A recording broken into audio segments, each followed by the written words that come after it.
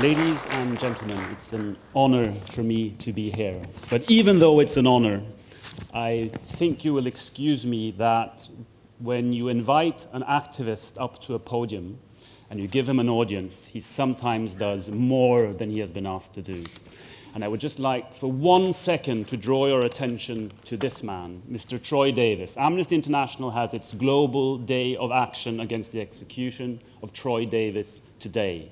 He is a man the state of Georgia are planning to execute for a crime it is highly likely that he didn't commit. So if you either, like me, oppose the death penalty in all circumstances, or if you only believe that it's wrong to execute somebody who probably didn't commit a murder, then please go on to amnestyusa.org and join our petition.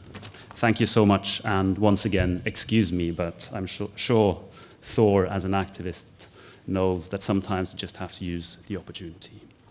I am here to present a man who to me embodies the term that I believe was invented by Amnesty International's founder, Peter Benenson, a prisoner of conscience.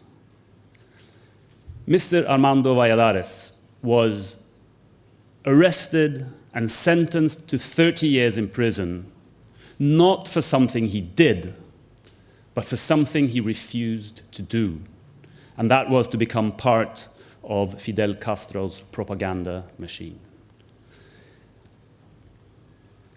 Mr. Valladares, in a speech in the Human Rights Council, described his ordeal in a way that I think I can't even touch, so I'll read it to you. 8,000 days of struggling to prove that I was a human being. 8,000 days of proving that my spirit could triumph over exhaustion and pain. 8,000 days of testing my religious convictions, my faith, of fighting the hate my atheist jailers were trying to instill in me with each bayonet thrust, fighting so that hate would not flourish in my heart. 8,000 days of struggling so that I would not become like them, rejecting torture as a mean to fight, forcing myself to forgive, rejecting the thoughts of revenge, reprisal, and cruelty.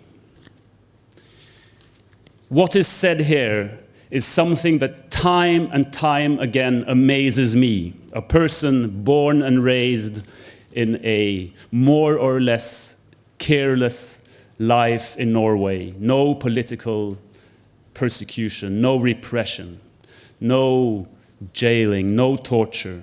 But time and time again, I meet survivors, people who have lived through hell, and they come out and they write books and they give talks and they teach us what it is to be a human being. So please, Armando Valladares.